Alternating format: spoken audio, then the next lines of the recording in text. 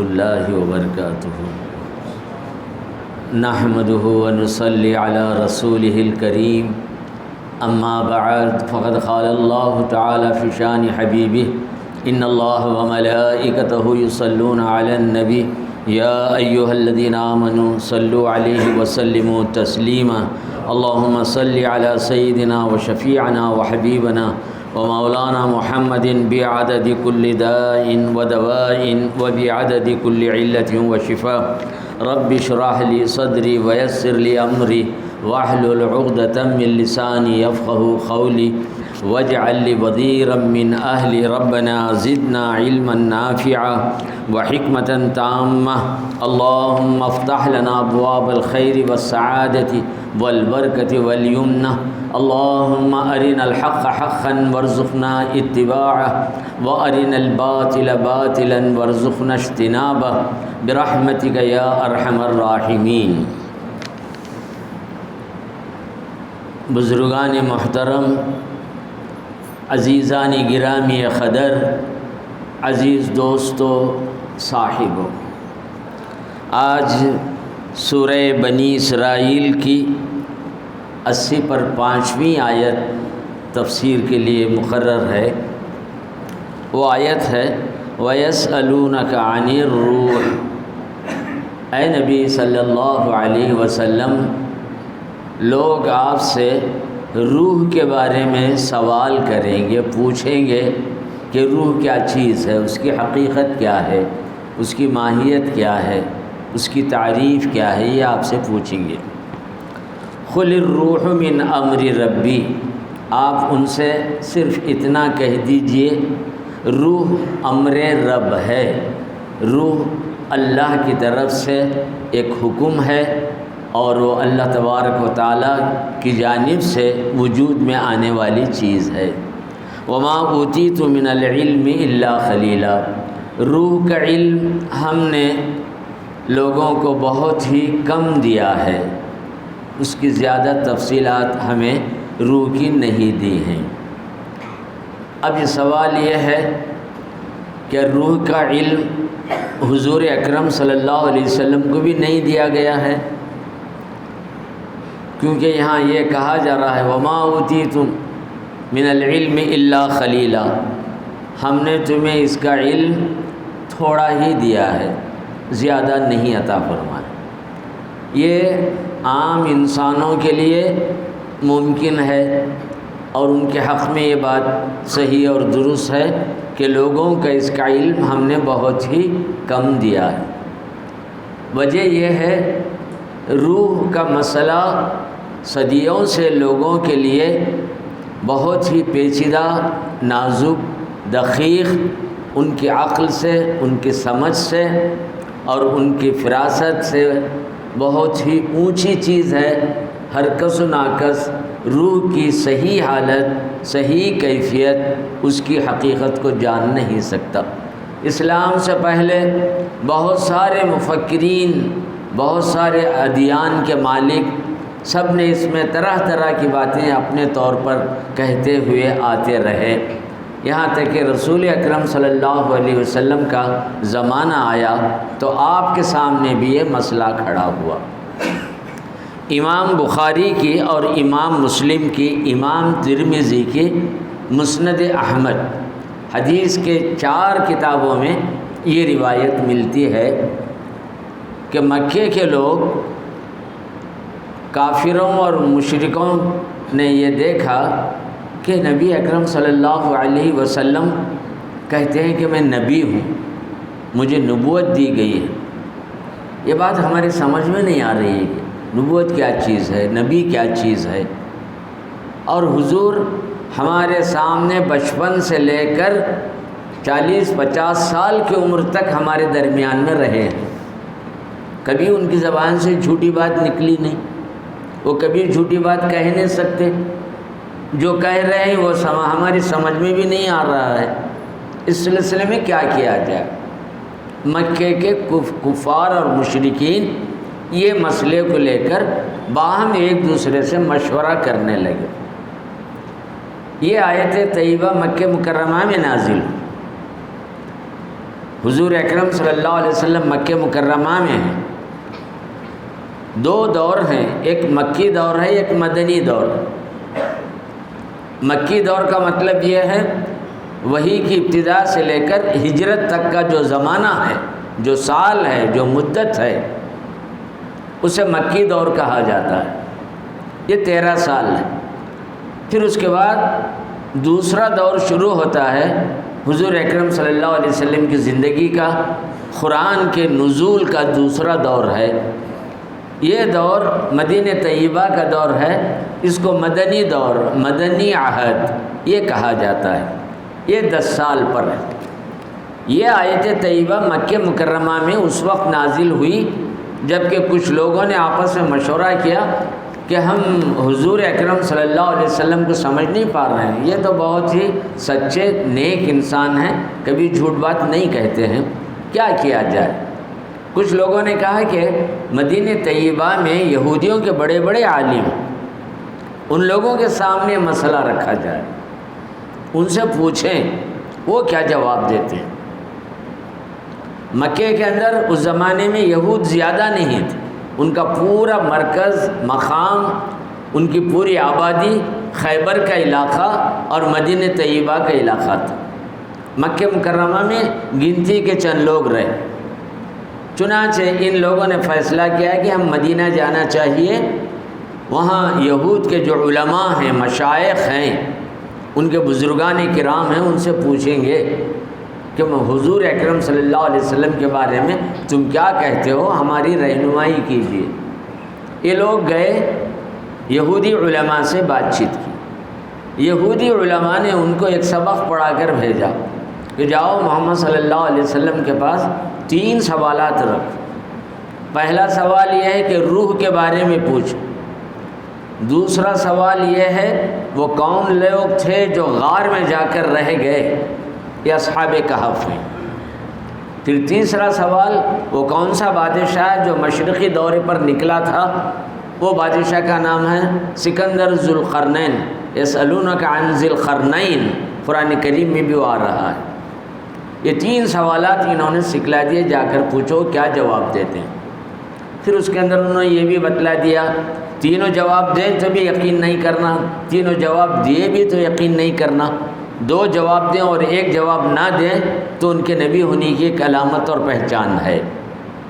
اس طریقے کی باتیں کہیں۔ چنانچہ یہ لوگ واپس آئے، نبی اکرم صلی اللہ علیہ وسلم کی خدمت میں پہنچے، عرض کرنے لگے آپ ہمارے لیے ان 3 سوالات کے جوابات دیجئے، آپ نبی ہیں اس کا ہمیں اطمینان ہو جائے گا، اس کے بعد آپ پر ایمان لے آنا نہ لے آنا یہ ہمارے فیصلے پر ہے۔ گویا ایک آزمائش تھی ان لوگوں کی طرف سے، واقعی نبی ہیں یا نہیں۔ یہ تینوں سوالات آپ کے سامنے پیش کیے گئے۔ یہ بھی ایک عجیب و غریب بات ہے، بلکہ صحیح بات چیز ہے، کیونکہ انہوں نے کہا کہ 2 کے جواب دیں، 1 کا جواب پورے طریقے سے واضح طور پر نہ دیں تو نبی ہیں۔ آخر ویسا ہی ہوا وہ۔ پہلے تو حضور اکرم صلی اللہ علیہ وسلم نے کہا میں آپ کو کل بتلاؤں گا، دوسرے دن وہ لوگ آئے، وہی آپ پر نازل نہیں ہوئی۔ حضور اکرم صلی اللہ علیہ وسلم نے سوچا کہ آج نہیں تو کل 1-2-3 دن کے بعد تو جبرائیل امین آئیں گے اور یہ مسئلہ ان لوگوں کے سامنے پیش کیا جا سکتا ہے، جواب دیا جا سکتا۔ لیکن بات یہ ہوئی کہ قریباً 2 ہفتے گزر گئے، روایتیں الگ الگ ہیں، 10 دن 12 دن 15 دن جو بھی رہی وہ بات، ایک وقفہ گزر گیا۔ اب ان لوگوں کے دماغوں میں بات ہے اگر جواب نہ دیں تو وہ نبی نہیں ہیں، چاہے میں ہو گیا، چاروں طرف طرح طرح کی باتیں، الزامات، تہمتیں، یہ شروع ہوا۔ حضرت صلی اللہ علیہ وسلم یہ صورتحال دیکھ کر بہت ہی متفکر ہو گئے، یہ کیا معاملہ ہوا ہے۔ جب آپ بے چین ہوئے تو اس وقت اللہ تبارک و تعالیٰ نے آپ پر وحی نازل فرمائی، جبرائیل امین علیہ الصلاۃ والسلام تشریف لے آئے۔ وَلَا تَقُولَنَّ لِشَيْءٍ إِنِّي فَاعِلٌ ذَلِكَ غَدًا، اے نبی صلی اللہ علیہ وسلم آپ نے کہا کہ میں کل بتلاؤں گا، آپ کو چاہیے تھا کہ انشاءاللہ کا لفظ استعمال کریں، اگر اللہ نے چاہا تو، کیونکہ آئندہ کا جو بھی معاملہ ہے یہ خدا کی مرضی اور اس کے فیصلے ہی سے ہے، ہمارے کہنے سے کچھ نہیں ہوگا، جو بھی کرنا ہے انشاءاللہ۔ انشاءاللہ کا مطلب یہ ہے اللہ نے چاہا تو، آپ کو یہ کہنا چاہیے تھا، آپ نے نہیں کہا وَلَا تَقُولَنَّ لِشَيْءٍ إِنِّي فَاعِلٌ ذَلِكَ غَدًا إِلَّا أَن يَشَاءَ اللَّهُ۔ یہ سورہ کہف میں یہ آیت مل جائے گی آپ۔ تو حضور اکرم صلی اللہ علیہ وسلم نے اس کے بعد آپ پر وہ تینوں جوابات نکلے، آگے آپ نے روح کے بارے میں بتلایا، سکندر ذوالقرنین کے بارے میں بتلایا، اور اصحاب کہف کے بارے میں بتلایا۔ روح کے بارے میں پوری وضاحت اور تفصیل کے ساتھ نہیں بھائی، اجمالی طور پر مختصر طور پر قُلِ الرُّوحُ مِنْ أَمْرِ رَبِّی، روح ایک امر رب ہے، یہ لوگوں کا علم اس کا تھوڑا ہی دیا گیا ہے۔ یہ آیت مکہ مکرمہ میں نازل ہوئی، اور اس وقت لوگوں کو یقین ہوا کہ سرکار دو عالم صلی اللہ علیہ وسلم نبی ہونے میں کوئی شک و شبہ نہیں ہے۔ اب تمام مفسرین یہ کہتے ہیں کہ نبی اکرم صلی اللہ علیہ وسلم کو روح کا علم دیا گیا، پورے طریقے سے دیا گیا، خلیلہ کا علم، کم دینے کا علم، اور لوگوں کے لیے ہے، یہ نبی کی ذات سے نہیں۔ نبی کی ذات کو اللہ نے پوری طریقے سے عطا فرمایا، نہ صرف نبی بلکہ جو آپ کے اصحاب ہیں ان لوگوں کو بھی عطا فرمایا، بلکہ آپ کی اتباع و پیروی کرنے والے حضرات ہیں ان کو بھی اللہ تبارک و تعالیٰ نے الہام کے ذریعے یہ علم عطا فرمایا۔ انبیاء کرام کے لیے وحی کے ذریعے علم، انبیاء کے علاوہ دوسرے لوگ جو ہوتے ہیں، صحابہ ہو، اولیاء اللہ ہو، صالحین ہو، کاملین ہو، ان سب کے لیے اللہ تبارک و تعالیٰ الہام کے ذریعے سے غیب کی ساری چیزیں ان کو عطا فرما دیتا ہے۔ امام زرخانی کی ایک بات کہہ کر میں موضوع کو آگے بڑھاؤں گا۔ اذا تجردت عن العلائقۃ البدنیہ واتصلت بالملأ الاعلی ولم يبق حجاب فترى الكل كالمشاہدہ۔ اس طریقے کی کئی باتیں میں نے صرف ایک امام کا قول آپ کے سامنے رکھا ہے، زیادہ تفصیل سے وقت بھی نکلتا چلا جائے گا، اور ضرورت بھی نہیں کہ کون کون نے، کس امام نے، کس مفسر نے کب کب کیا کہا ہے، بڑی لمبی چوڑی تفصیلات آتی ہیں۔ اتنی بات یاد رکھنی چاہیے، وحی کا علم اور روح کا علم اللہ تبارک و تعالیٰ نے وحی کے ذریعے سے نبی اکرم صلی اللہ علیہ وسلم کو عطا فرمایا، ہمیں یہ اعتقاد رکھنا۔ اب یہ بات ہے سرکار دو عالم صلی اللہ علیہ وسلم ہر چیز بتلانا ضروری نہیں ہے، بہت سے ایسی حقیقتیں رہتے ہیں، ایسے علوم رہتے ہیں، ایسے اسرار رہتے ہیں، وہ آپ جاننے کے باوجود اظہار نہیں فرماتے۔ حضرت ابو ہریرہ رضی اللہ تعالی عنہ نے ایک موقع پر ایک حدیث فرمائی، اللہ کے رسول نے مجھے علم کے 2 برتن دیے، یعنی 2 قسم کے علم دیے۔ ایک علم کو تو میں نے لوگوں کے سامنے ظاہر کر دیا، دوسرا علم میں لوگوں کے سامنے ظاہر نہیں کروں گا، اسے میں پوشیدہ رکھوں گا۔ یہ کیوں پوشیدہ رکھیں گے کہ لوگ اس علم کی باریوں کو، اس کی دقتوں کو، اس کی گہرائیوں کو سمجھ نہیں سکیں گے، اور یہ علم ان کے لیے مشکل اور مصیبت بن جائے گا۔ یہی بات ہے، کلم الناس علی قدر عقولہم، لوگوں کے سامنے وہی بات کرو جو ان کے عقل کو پہنچنے میں، سمجھنے میں پوری طریقے سے مدد ملے۔ لوگوں کے سامنے ایسی بات نہ کہو جس سے ان کی عقلیں حیران رہ جائیں، پریشان اور منتشر ہو جائیں، ایسی باتیں لوگوں کے سامنے مت کہو۔ یہی وجہ ہے کہ سرکار دو عالم صلی اللہ علیہ وسلم نے غیب کی بہت ساری چیزیں معلوم ہونے کے باوجود بھی لوگوں کے سامنے جتنا بتلانا تھا، جو چیز ضروری سمجھی بتلا دیا، جس چیز کا چھپانا زیادہ ضروری اور مفید تھا وہ علم آپ نے لوگوں کے سامنے نہیں بتلایا۔ تو معلوم ہوا رسول اکرم صلی اللہ علیہ وسلم کو روح کا بھی علم دیا گیا، غیب کی بہت ساری باتیں بتلا دی گئی جس کو عام لوگ نہیں جانتے تھے، اور یہ اس کا ثبوت سورہ جن کی آیت سے بھی ہے، عالم الغیب فلا یظہر علی غیبہ من احد الا من ارتضی من رسول، غیب کا جاننے والا صرف اللہ ہے، کوئی نہیں جانتا، لیکن اپنے غیب کے علم کو اپنے رسولوں میں سے جس کو چاہے عطا فرماتا۔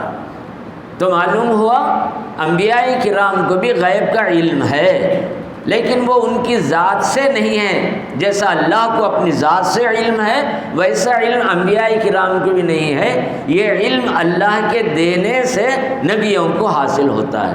تو معلوم ہوا غیب کا علم دو طرح کا ہوا، ایک ذاتی علم جو اللہ کے ساتھ ہی خاص ہے، وہ کہیں باہر سے نہیں، وہ خود اپنی ذات سے جانتا ہے۔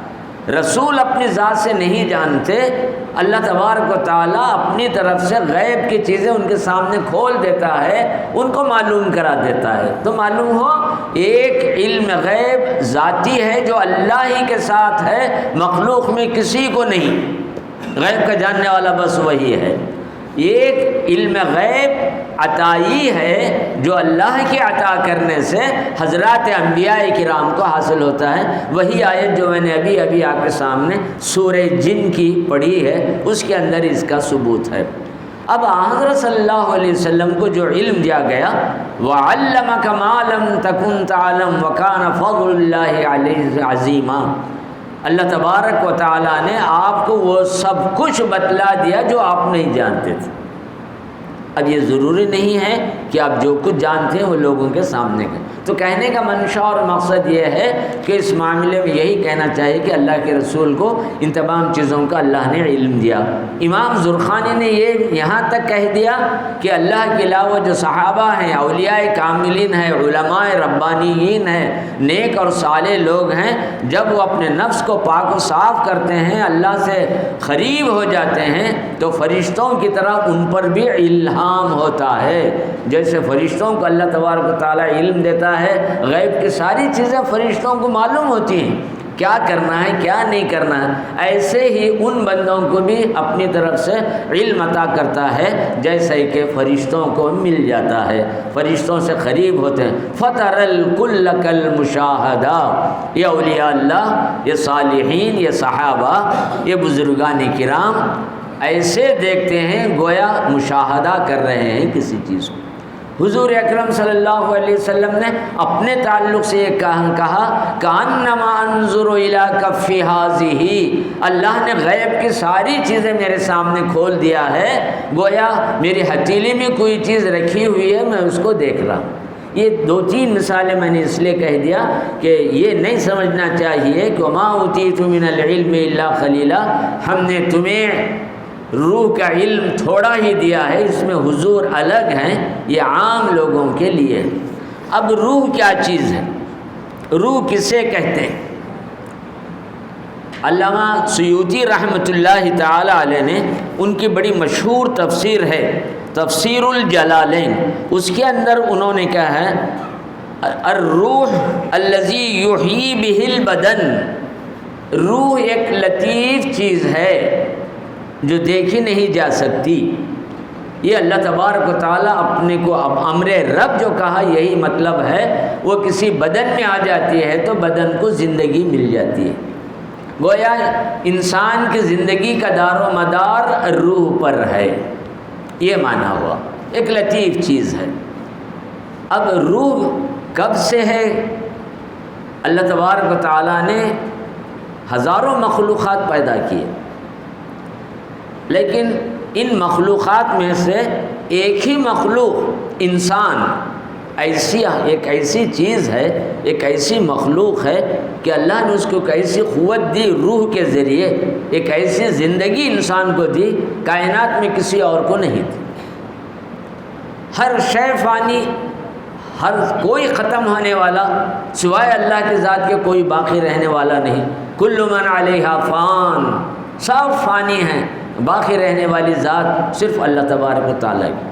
لیکن انسان کو اللہ تبارک و تعالیٰ نے یہ بھی تو فنا ہونے کے درجے میں ہے، لیکن اس کو ایک ایسی ایگزمپشن، ایک خصوصی طور پر ایک ایسی زندگی، ایک ایسی حیات دی کہ اس کا سلسلہ برابر چل رہا ہے۔ سب سے پہلے اللہ نے روحوں کو پیدا کیا، اس کو عالم مثال بھی کہا جاتا ہے، عالم ارواح بھی کہا جاتا ہے۔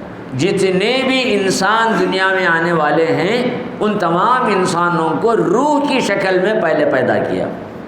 حدیثوں میں ہے حضرت آدم علیہ السلام کا پتلا بنایا گیا، پھر اللہ نے ان کی پشت پر ہاتھ مارا، اب ہاتھ پھیرا کا مطلب عام انسانوں کی جیسا نہیں سمجھنا چاہیے، اس کی قدرت کس انداز سے تھی، کیسے ان کی پشت سے تمام روحوں کو، تمام انسانوں کو نکالا۔ ہاتھ پھیرا تو ساری روحیں نکل آئیں، جو حضرت آدم سے لے کر ان کی اولاد سے لے کر قیامت تک جتنے انسان آنے والے ہیں، سب کی روحوں کو اللہ تبارک و تعالیٰ نے پیدا فرمایا۔ اب یہ ساری روحوں کے ایک مقام پر جمع کیا، اس کو عالم مثال کہا گیا، اور اس وقت ان روحوں کو شعور، عقل، سمجھ، ساری چیزیں دیا اور کہا الست بربکم، کیا میں تمہارا رب نہیں ہوں؟ تو تمام روحیں ایک دوسرے کی صورتیں دیکھنے لگے، کوئی کسی روح کو جواب دینے کی صلاحیت نہیں رہی۔ ان روحوں میں روح محمدی بھی رہی۔ سب سے پہلے نبی اکرم صلی اللہ علیہ وسلم نے کہا بلا بے شک آپ ہمارے رب۔ آپ کہنے کی وجہ سے، آپ کی بات کو سن کر ان انسانوں کی روحوں نے کہا جو دنیا میں آنے کے بعد نبی ہونے والے ہیں، ان سب نے کہا بلا آپ ہمارے رب ہیں، آپ ہمارے پرور ہیں۔ ان انبیاء کرام کی روحوں نے کہا تو جس نبی کی جو امت تھی، اپنے اپنے نبی کی بات سن کر انہوں نے کہا بلا بے شک آپ ہمارے۔ اس کو عہد الست کہا جاتا ہے، قرآن میں بھی ہے، سورہ اعراف کے اندر ہے، 90 پارے میں ہے۔ اس کے علاوہ حدیثوں میں بھی اس واقعے کی بڑی تفصیلات ہیں، وہ کیسا مجمع تھا، کیا تھا۔ الارواح جنود مجندہ، امام بخاری کی حدیث ہے، اور لوگوں کی حدیث ہے۔ وہ روحیں ایک بے ترتیب لشکر کی طرح اللہ نے جمع کر، یہ انسان کی زندگی کا پہلا مرحلہ ہے، روح کی زندگی کا پہلا دور ہے، وہاں سب موجود ہیں۔ اب اس کے بعد انسان کی زندگی عالم شہادہ میں، عالم شہادہ عالم دنیا جس میں ہم اور آپ موجود ہیں، تو ایک ہوا پہلا عالم جس کو عالم مثال کہتے ہیں۔ اس پہلے عالم کا دوسرا نام عالم ارواح، جہاں سارے انسانوں کی روحیں۔ اب اس کے بعد اللہ نے کائنات کو بنایا اور انسان کو زمین پر بھیجا، آدم کو بھیجا، پھر ان سے نسل چلی۔ تو گویا اب یہاں سے انسان کی روح کی زندگی کا دوسرا دور ہے دنیا میں، اس کو عالم شہادہ، عالم دنیا ہے۔ اب یہ کیسے ہے، روح کب کس کے بدن میں آئی، بدن کب ہوا؟ رحم میں جب نطفہ قرار پایا، وہ جنین کی حالت میں رہا، 6 مہینے کی شکل میں ہونے کے بعد اللہ تبارک و تعالیٰ فرشتے کو بھیجتا ہے اور اس کے اندر روح پھونک دیتا ہے جو عالم مثال تھی۔ عالم مثال سے روح نکل کر اس بچے کی، اس عورت کے رحم میں جنین کی شکل میں جو انسانی مادہ ہے، جو اعضاء کی شکل میں انسان ہے، بے جان ہے، روح وہاں پہنچی، وہاں زندگی آ گئی۔ بعض حدیثوں میں ہے جب روح پھونکی گئی اور روح اس کے اندر داخل کر دی گئی، اسی وقت اللہ نے فیصلہ کر دیا اس کی زندگی کتنی ہوگی، مومن ہوگا یا کافر ہوگا، رزق کہاں سے ملے گا، کہاں اس کی موت ہوگی۔ یہ حدیثوں کی اس کے اندر تفصیلات ہے۔ روحیں عالم مثال سے نکل کر ماؤں کی رحموں میں مضغہ گوشت، انسانی بدن کا ایک لوتھڑا، انسانی ڈھانچہ، اس کے اندر یہ چیز آ جاتی، اس کے بعد زندگی ہوئی، اس کے بعد وہ دنیا میں آیا۔ اب تو معلوم ہوا انسان عالم ارواح سے نکل کر عالم دنیا میں پہنچا، یہ روح کی انسان کی دوسری منزل ہے جو اس دنیا میں وہ پہنچا۔ اب یہاں پہنچنے کے بعد روح انسان کے جسم کے ماتحت میں ہے، یہاں براہ راست جسم نہیں بلکہ روح پاورفل ہے، جسم کے اندر ہے۔ اب جسم کے اندر کہاں ہے، کیسی ہے، اس کی عینیت، اس کی کیفیت، یہ پہچاننا بھی انسان کے بس کی بات۔ اسی لیے روح کو امر رب کہا گیا ہے، ایک لطیف چیز ہے جو اللہ نے انسان کے بدن میں رکھی۔ یحیی بہ البدن، جب وہ روح بدن میں آ جاتی ہے تو بدن کو زندگی ملتی ہے، زندگی چلنے پھرنے کے قابل ہوتا ہے، اعمال وغیرہ ساری چیزیں اس سے ہوتی رہتی۔ جب وہ روح بدن سے نکل جاتی ہے تو بدن بیکار ہو جاتا ہے، اسی کو موت، اسی کو مردہ، اسی کو میت کہتے ہیں۔ تو انسان کی زندگی کا یہ دوسرا دور ہے جو عالم شہادہ، عالم دنیا کے اندر۔ اب یہاں پر بدن کے اندر روح ہے، مرنے کے بعد روح اصل، بدن اس کے تابع، ذرا سا فرق۔ دنیا کی زندگی میں جسم اصل ہے، جسم کے ماتحت میں روح ہے۔ جو بھی اثر ہوگا پہلے جسم کو ہوگا، اس کے بعد روح کو ہوگا۔ آپ کوئی چیز کھائیں، اس کی لذت پہلے جسم کو ہوگی، اس کے بعد روح کو ملے گا۔ آپ کو کوئی تکلیف پہنچی، پہلے جسم اس کو برداشت کرے گا، اس کے بعد روح پر اس کا اثر ہوگا۔ جس طرح جسم بیمار ہوا، روح بھی بیمار۔ تو کہنے کا منشا اور مقصد یہ ہے، انسان کی اس دنیاوی زندگی کے اندر جسم اصل ہے، روح اس کے ماتحت میں۔ جب یہ دور ختم ہو جاتا ہے تو روح نکل جاتی ہے، بدن بیکار ہو جاتا ہے، اور اس طریقے سے روح کا الگ حصہ ہو جاتا ہے۔ اسی کو موت کہتے ہیں۔ گویا پوری طریقے سے روح یہاں ختم نہیں ہوئی، بلکہ ایک دوسرے عالم میں چلی گئی۔ وہ دوسرا عالم تیسرا دور ہے، اس کو عالم برزخ کہیں گے۔ برزخ کے معنی ہے پردہ۔ وہاں بھی ایک عالم ہے۔ مرنے کے بعد جو لوگ زمینوں کے نیچے چلے جاتے ہیں یا فضاؤں میں ختم ہو جاتے ہیں، جل کر ختم ہو جاتے ہیں، ان کی بھی ایک زندگی ہے، اس کو برزخی زندگی کہا جائے گا۔ گویا اس عالم کے تعلق سے یہی بات ہے۔ سرکار دو عالم صلی اللہ علیہ وسلم نے بڑی حدیثیں فرمائیں۔ کل کی گفتگو میں ایک بات آئی تھی، اس امت میں کچھ لوگ ایسے بھی آئیں گے جو عذاب قبر کا انکار کریں گے۔ حدیث میں نے کل سنائی تھی۔ اس امت میں کچھ ایسے لوگ بھی آئیں گے وہ شفاعت کا انکار کریں گے۔ دو حدیثیں کل گزری۔ تو گویا برزخی زندگی، برزخ خبر کے معنی میں، خبر صرف 10 فٹ کا گڑھا نہیں ہے، بلکہ یہاں سے نکلنے کے بعد روح جس مقام پر جا رہی ہے، جہاں بھی رہ رہی ہے، وہی خبر ہے اس کے لیے۔ بہت سے انسان پرندوں کے منہ میں رہیں گے، آگ میں جل کر ختم ہو جائیں گے، ان کی تو کوئی خبریں نہیں، لیکن خبریں ضرور ہیں جہاں ان کی روحیں ہیں۔ جہاں روح ہے وہی ان کی خبر ہے۔ تو گویا یہ برزخ اول منزل من منازل الآخرہ، یہ کہا گیا ہے آخرت کی منزلوں میں پہلی منزل خبر ہے۔ اب یہاں انسان پہنچ رہا ہے، یہاں پہنچ رہا ہے تو یہاں بھی زندگی ہے۔ بڑی حدیثیں ان تمام تفصیلات کو میں چھوڑ دیتا ہوں کہ میت زندہ ہوتی ہے، منکر نکیر آتے ہیں، فرشتے آتے ہیں، سوال پوچھتے ہیں، جوابات ملتے ہیں۔ صحیح جواب ہو تو جنت کی کھڑکی کھل جاتی ہے، جوابات صحیح نہیں ہے تو دوزخ کی کھڑکی کھل جاتی ہے۔ عذاب بھی ہے، ثواب بھی ہے۔ اگر زندگی نہ ہو تو عذاب اور ثواب کیا مانے؟ کسی پتھر کو آپ تکلیف دے رہے ہیں، کسی دیوار پر آپ مار رہے ہیں، اسے کوئی، کیونکہ وہاں زندگی نہیں، حیات نہیں، کچھ بھی نہیں، لہٰذا اس کا کوئی فائدہ نہیں۔ تو اس سے معلوم ہوا آدمی مرنے کے بعد ختم نہیں ہوتا، ایک منزل سے دوسری منزل میں چلا جاتا۔ وہاں کی زندگی کو برزخی زندگی، عالم برزخ، عالم خبر، آخرت کی منزلوں میں پہلی منزل۔ حضرت عثمان ابن عفان رضی اللہ تعالیٰ عنہ خبروں کو دیکھتے تھے تو چہرہ بالکل رنجیدہ ہوتا، کبھی کبھی آپ کی آنسوں میں آ جاتے۔ صحابہ نے پوچھا یہ کیا بات ہے، آپ کسی خبر کو دیکھتے ہیں تو آپ کے چہرے پر بڑی مایوسی، دکھ، رنج کی کیفیت دکھتی ہے؟ تو کہا ھذا منزل من منازل الآخرہ، یہی تو پہلی منزل ہے، یہاں کامیاب رہے تو آخر کی ساری منزلیں کامیاب رہیں گی، اگر یہی ہم ناکام رہے تو آئندہ مشکلات ہی مشکلات رہیں گے۔ ایک اب برزخ کیوں کہا گیا؟ برزخ کے معنی ہیں پردہ۔ قرآن میں بھی یہ لفظ ہے، سورہ رحمان میں 2 دریا اللہ نے پیدا کیا، دیکھنے میں ایک ہی دریا ہے، وہ کوئی انسان دیکھ کر فرق نہیں کر سکتا کہ یہاں ایک دریا ہے وہ ایک دریا۔ کمال یہ ہے قدرت کا، دریا کا یہ حصہ کھارا پانی ہے، دریا کا یہ حصہ میٹھا پانی ہے، دونوں کی موجیں برابر مل رہی ہیں دیکھنے میں، لیکن اللہ نے اس کھارے پانی اور میٹھے پانی کے درمیان ایک پردہ ڈال دیا۔ بینہما برزخ لا یبغیان مرج البحرین یلتقیان۔ سورہ رحمان کی ابتدائی آیات آپ اٹھا کر دیکھ لیں تو معلوم ہو جائے کہ برزخ کا لفظ وہاں موجود ہے۔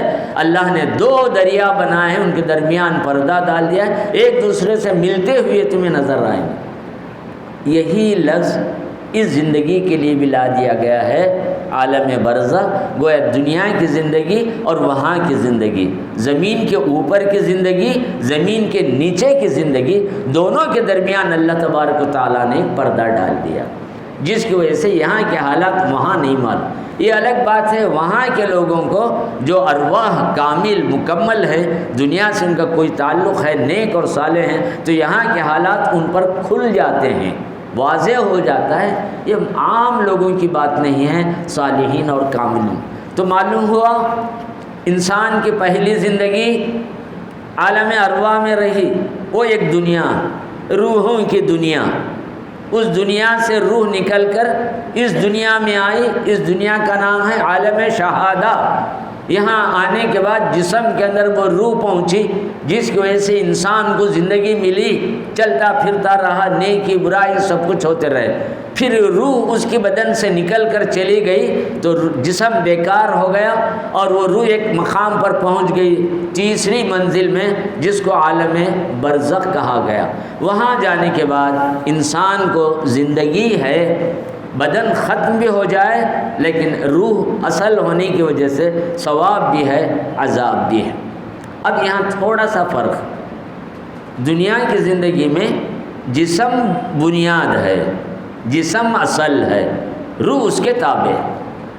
مرنے کے بعد روح اصل ہے، بدن اس کے تابع ہے۔ وہاں ثواب پہنچے تو سب سے پہلے روح کو، اس کے بعد بدن۔ عذاب پہنچے تو سب سے پہلے روح کو، اس کے بعد بدن۔ بدن رہے نہ رہے، ایک مثالی بدن دے دے اللہ تبارک و تعالیٰ کس انداز سے رکھے، یہ غیب کی چیز ہے، اس کی کوئی وضاحت کر نہیں سکتے، بدن محفوظ رہے یا نہ رہے، لیکن بدن کو بھی وہاں چیز ملتی رہی۔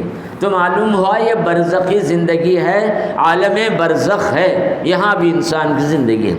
برزخی زندگی کے اندر علامہ سیوطی نے، ان کی کتاب ہے اللمعۃ فی اجوبۃ الاسئلۃ السبعہ، انہوں نے یہ برزخی زندگی زیر زمین کہیے، زمین کے نیچے کی زندگی کے تعلق سے حدیثوں کو جمع کیا۔ یہاں 2-3 حدیثیں ہی میں نے سامنے رکھے ہیں کہ فرماتے ہیں برزخی زندگی، زیر زمین زندگی، زمین کے نیچے کی زندگی، مرنے کے بعد کی زندگی، اس کے اندر روح کے لیے سننے کی طاقت، کلام کی طاقت، سمجھنے کی طاقت، احساس بھی ہے، ثواب بھی ہے، عذاب بھی، اتنی ساری چیزیں انسان کو مل رہی ہیں۔ یہ علامہ سیوطی رحمۃ اللہ تعالیٰ علیہ نے اس کتاب کے اندر حدیثیں جمع۔ اور ظاہر بات ہے اگر ہمیں احساس نہ ہو تو تکلیف کیا مانے، راحت کیا مانے۔ جس آدمی، اب کسی کا بدن فالج زدہ ہے، آپ اس کو کوئی اچھی ٹھونس بھی دے تو تکلیف نہیں، کچھ فائدہ پہنچا دیتے بھی تکلیف نہیں۔ ایسی ہی مثال وہاں بھی سمجھیے کہ وہاں انسان کو زندگی ضرور موجود ہے۔ حضرت ابو ہریرہ رضی اللہ تعالیٰ عنہ کی حدیث علامہ سیوطی نے نقل کیا۔ عن ابی ہریرہ قال اذا مر الرجل بخبر يعرفه فيسلم عليه رد عليه السلام، کوئی آدمی کسی خبر سے گزرے تو خبر والا اس کو جانتا اور پہچانتا تھا، اور صاحب خبر کو سلام کرے تو صاحب خبر اس کے سلام کا جواب دیتا ہے۔ معلوم ہوا خبر والے بھی دوسروں کو سلام کا جواب دیتے ہیں۔ چنانچہ عام حدیث ہے السلام علیکم یا دار قوم مومنین، السلام علیکم یا اہل القبور، یہ حدیث کے جملے ہیں۔ قبرستان کو جائیں تو آپ کہیے اے خبر والو تمہارے لیے سلام۔ اگر وہاں سننے کی بات نہ ہوتی تو سلام کیا مانے، یہ بات ہوئی۔ اور پھر دوسری حدیث، یہ اور بھی اہمیت والی بات ہے، یہ حضرت عبداللہ ابن عمر رضی اللہ تعالیٰ عنہ کی حدیث۔ ان ابن عمر قال رسول اللہ صلی اللہ علیہ وسلم ان الروحی المؤمنین یلتقیان۔ یہ تو اور بھی عجیب و غریب حیرت کن بات ہے کہ وہاں پہنچنے کے بعد روحیں جو نیک اور صالح ہیں، جن کے درمیان تعلقات بھی رہیں، تو روحیں ایک دوسرے سے ملتی ہیں۔ اب اس کا کوئی انکار کرے تو اس کا کوئی جواب نہیں ہے۔ چنانچہ ابن عمر، عبداللہ ابن عمر کی روایت ہے، نبی کریم صلی اللہ علیہ وسلم 2 مومن کی روحیں ایک دوسرے سے ملاقات کرتی ہیں۔ چنانچہ اس کے کئی حوالے، کسی کے انتقال کے موقع پر حضرت ابوبکر رضی اللہ تعالیٰ عنہ کا انتقال ہوا تو حضور کسی خواب میں پہنچے کہ ابوبکر تشریف لا رہے ہیں، ان کے استقبال کے لیے ان کے جنازے میں جا رہا ہوں۔ ایک ہی بات میں نے کہی، ایسے کئی اکابرین کی زندگیوں میں اور عام اہل ایمان کے درمیان میں بھی خواب کے ذریعے ہو کچھ بھی ہو ایسی باتیں ہوتی ہیں۔ روحوں کا تعلق اہل دنیا کے انسانوں کے ساتھ ہے، وہ ہر کسی کے ساتھ ہے یا نہیں ہے یہ کہنا مشکل ہے۔ اتنی بات تو ثابت ہے، روحیں وہاں کی روحیں بھی آپس میں ایک دوسرے سے ملتی ہیں۔ پھر اس کے بعد غزوہ بدر کی ایک حدیث بھی انہوں نے نقل کی ہے۔ رسول اللہ صلی اللہ علیہ وسلم نے پہلی جنگ لڑی جس کو غزوہ بدر کہا گیا ہے۔ غزوہ بدر میں کئی کفار ختم ہو گئے تو حضرت صلی اللہ علیہ وسلم نے ان کے تمام اموات کو، ایک بولی تھی خلیب بدر اس کا نام، آج بھی وہ موجود، ان سب کی لاشوں کو وہاں رکھ دیا۔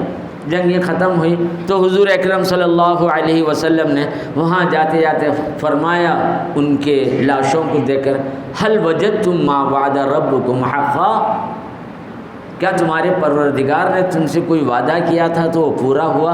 آج تمہاری یہ حالت ہوگی، ایمان نہیں لائے، کیسی مصیبتیں تم گر گئے۔ جب یہ بات کہہ رہے تو حضرت عمر کو ذرا عجیب لگا، رسول اللہ صلی اللہ علیہ وسلم مردوں سے کیوں مخاطب ہیں، مردوں سے کیوں بات چیت کر رہے ہیں؟ تو حضرت عمر کے الفاظ ہیں رضی اللہ عنہ، اتتکلم من اجسادین لیس فیہا ارواح یا رسول اللہ، کہ یہ مردہ جسموں کے اندر روحیں ہیں، ان کے اندر روح تو کوئی نظر نہیں آتی، کہ یہ آپ کی بات سنتے ہیں، آپ ان سے کلام کرتے ہیں، آپ ان سے کیوں بات چیت کر رہے ہیں؟ ان کو ایک اشکال پیدا ہوا حضرت عمر رضی اللہ تعالیٰ عنہ کو، یہ جملے کہ اتتکلم من اجسادین لیس فیہا ارواح، ایسے مردے جسموں سے آپ کلام کر رہے ہیں؟ تو اس موقع پر سرکار دو عالم صلی اللہ علیہ وسلم نے فرمایا، حضور کے الفاظ بھی سن لیجئے، ما انتم باسمع منہم ولکنہم لا یجیبون، اے عمر ان کو سننے کی صلاحیت تمہارے سے زیادہ، لیکن وہ جواب دینے کی طاقت نہیں رکھتے۔ اب جواب کیوں نہیں دیتے ہیں؟ اللہ کی حکمت اور مرضی ہے، وہاں کے غیب کی ساری چیزیں پوشیدہ رکھا ہے۔ حضور اکرم صلی اللہ علیہ وسلم فرمایا، جو منظر میں وہاں کے دیکھتا ہوں اگر اس کا تھوڑا حصہ بھی تم دیکھ لو گے تو بیویوں کے قریب نہیں جاؤ گے۔ یہ حضور اکرم صلی اللہ علیہ وسلم پر وہ ساری حقیقتیں اللہ نے کھول دیا۔ حضور جا رہے تھے، اچانک آپ کی اونٹنی چمکنے لگی، بڑی مشکل سے نیچے اترے، صحابہ سے فرمایا کچھ درخت کی ڈالیاں لے آؤ، وہ ڈالیاں لے کر پیش کی گئیں تو آپ نے دو قبروں کے پاس لگا دیا، اور اس کے بعد فرمایا دونوں قبروں میں عذاب ہو رہا، ایک آدمی کو اس لیے عذاب ہو رہا ہے کہ پیشاب سے پاکی نہیں کیا، دوسرے کو اس لیے عذاب دیا جا رہا ہے کہ لوگوں کی غیبت کیا کرتا تھا۔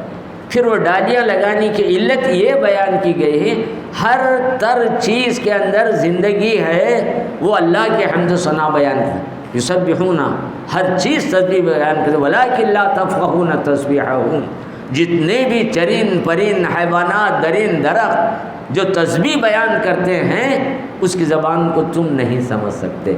تو یہ درخت بھی اللہ کی تسبیح، اللہ کا ذکر کرتے ہیں، جہاں اللہ کا ذکر ہو وہاں سے عذاب ہٹایا جاتا ہے۔ تو یہ ڈالی اس لیے رسول اللہ صلی اللہ علیہ وسلم نے لگایا تھا۔ اس طریقے کی یہ بات ہے۔ تو یہ بات ہوئی بِأَسْمَعَ مِنْهُمْ وَلَكِنَّهُمْ لَا يُجِيبُونَ، وہ جواب نہیں دے سکتے ہیں۔ ابن عیینہ تابعیوں میں سے ہیں، ان کے ماموں کے لڑکے فضل، ان کا ایک بیان ہے، میرے والد کا انتقال ہوا تو میں ہمیشہ ان کی مزار پر جایا کرتا تھا، حاضری دیتا تھا۔ کچھ دنوں کے بعد میری عادت چھوٹ گئی، میں جانا ہی چھوڑ دیا۔ اس کے بعد کئی دنوں کے بعد ان کی یاد تازہ ہوئی، میں قبر کے پاس گیا، وہاں جا کر دیکھا تو میں بیٹھ گیا، وہاں اچانک مجھے غنودگی کی کیفیت طاری ہوئی، نیند سے لگی، نیند لگتے ہی مجھے خواب کی شکل نظر آئی، میں اپنے والد کو اپنے قبر میں دیکھ رہا ہوں، کفن پہنے ہوئے لیٹے ہیں۔ یہ منظر میرے آنکھوں کے سامنے آیا۔ اس وقت میرے والد نے مجھ سے خطاب کر کے کہا، کیا بیٹا بہت دنوں کے بعد ہماری طرف آنے کا تمہیں خیال آیا؟ تو اس موقع پر میں نے تعجب سے پوچھا، ابا جان کیا آپ کو میرا آنا اور جانا آپ کو معلوم ہوتا تھا؟ تو کہا ہاں معلوم ہوتا تھا، تمہارے آنے سے مجھے خوشی ہوتی تھی، تمہاری دعا سے نہ صرف مجھے فائدہ ہوتا تھا بلکہ آس پاس جتنے لوگ ہیں ان سب کو بھی فائدہ۔ میں ابن عیینہ کی وہی عبارت پوری طریقے سے سناتا ہوں۔ ابن عیینہ کے لڑکے فضل نے بیان کی، نیند آ گئی، دیکھا کہ والد کی خبر شق ہو گئی، خبر کے اندر کفن میں لپیٹے ہوئے ہیں، مجھے منظر دیکھا گیا، میری آنکھوں سے آنسو نکل پڑے۔ والد نے پوچھا میرے بیٹے تمہیں اتنے دنوں کے بعد ادھر آنے کا خیال ہوا؟ میں نے کہا ابا جان کیا آپ کو میرا آنا جانا معلوم ہوتا ہے؟ فرمایا ہاں، تم جب بھی یہاں آئے تمہارے آنے سے میں باخبر ہوا، تمہارے آنے سے اور تمہاری دعاؤں سے، یہ لفظ بہت اہم ہے، تمہارے آنے سے اور تمہاری دعاؤں سے نہ صرف میں بلکہ یہاں آس پاس کے سارے لوگ بھی خوش ہو جاتے، مانوس ہو جاتے۔ اس کے بعد میں نے ہمیشہ اپنے والد کی خبر کی زیارت کو کبھی ناغا نہیں کیا اور برابر پہنچتا رہا۔ محترم بزرگوں، عزیز ساتھیوں، بڑی تفصیل گفتگو ہے، اس گفتگو کو زیادہ اور طول دینا مشکل سی بات ہے، بات سے بات نکلتی جائے۔ خلاصے کے طور پر چند لفظوں میں بات مکمل کر دینا چاہوں گا۔ انسان ہی ایک ایسی مخلوق ہے جس کو اللہ تبارک و تعالیٰ نے ایک عجیب دائمی زندگی عطا کی۔ انسان پہلے عالم مثال میں روح کی حالت میں رہا، یہ اس کی پہلی زندگی۔ عالم مثال، عالم ارواح دونوں لفظ، عالم مثال سے نکل کر عالم دنیا میں آیا۔ عالم دنیا میں پیدائش سے لے کر وفات تک یہ عالم مثال، عالم دنیا، یہاں اتنی ہی مدت ہے جتنی اس کی زندگی۔ اب یہاں موت آئی تو گویا یہاں سے پھر یہ اس دنیا سے نکل کر خبر کی دنیا میں چلا گیا، جس کو عالم برزخ کہا جاتا۔ عالم برزخ میں وہ اس وقت تک رہے گا جب تک کہ میکائیل سور نہ پھونک دے۔ سور پھینک دیں گے فَإِذَا هُمْ مِنَ الْأَجْدَاثِ يَنْسِلُونَ قَالُوا يَا وَيْلَنَا مَنْ بَعَثَنَا مِنْ مَرْقَدِنَا هَذَا مَا وَعَدَ الرَّحْمَنُ وَصَدَقَ الْمُرْسَلُونَ۔ سورہ یاسین کی آیت کی تفسیر آپ دیکھ لیجئے کتنی تفصیل ہے۔ خبروں سے لوگ یہ کہتے اٹھیں گے کس نے ہمیں جگہ دیا؟ تو اس وقت کہا جائے یہ رحمان کا وعدہ تھا، تمہیں مرنے کے بعد دوبارہ زندہ کیا جائے گا۔ جو تم کہتے تھے کہ مرنے کے بعد زندگی نہیں ہوگی، یہی وہ زندگی ہم تمہیں دوبارہ کریں۔ اب وہاں سے عالم برزخ سے، عالم خبر سے نکال کر عالم حشر میں چلا جا رہا ہے۔ محشر بھی کوئی معمولی زندگی، 50,000 الف سنتن، 1000 سال، 50,000 سنہ، قرآن کے الفاظ ہیں 50,000 سال کی جو مدت ہے اتنی مدت محشر کی ہوگی، اتنے دن، اتنی لمبی مدت انسان عالم محشر میں رہا۔ پھر اس کے بعد حساب و کتاب کے بعد پھر وہ جنت میں یا دوزخ میں چلا جائے گا۔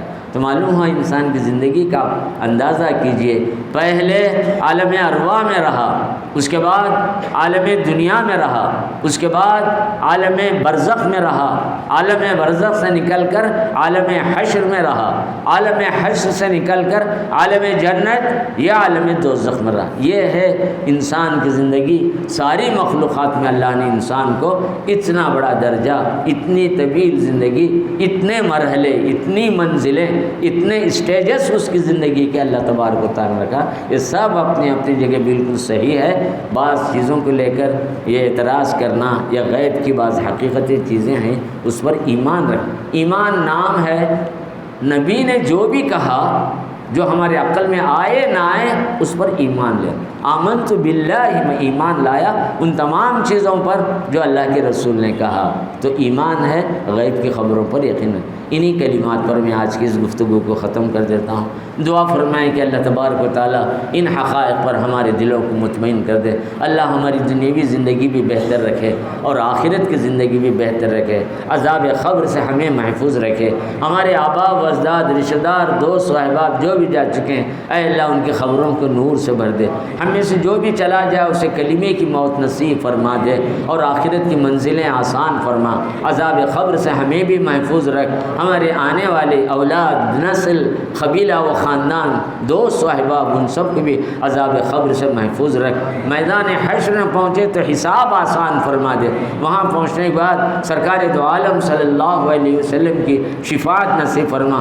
کل کی گفتگو میں شفاعت کی 5 منزلیں میں نے بیان کی تھی، ان میں سے ایک یہ ہے کہ حضور کی شفاعت سے کچھ لوگ ایسے ہوں گے بغیر حساب و کتاب کی جنت میں چلے جائیں گے۔ اللہ تعالی ہمیں بھی وہ درجہ عطا فرما دے اور اس درجے سے ہمیں محروم نہ فرما دے۔ ہمارے آبا و اجداد کو بھی شفاعت نصیب فرما، ہمیں شفاعت فرما اور ہماری اولاد کو بھی شفاعت نصیب فرما اور زندگی اور آخرت ساری بھلائی عطا فرما۔ اس دعا کو محض اپنے فضل سے نبی کے صدقے میں قبول فرما لے۔ وآخر دعوانا ان الحمد للہ رب العالمین۔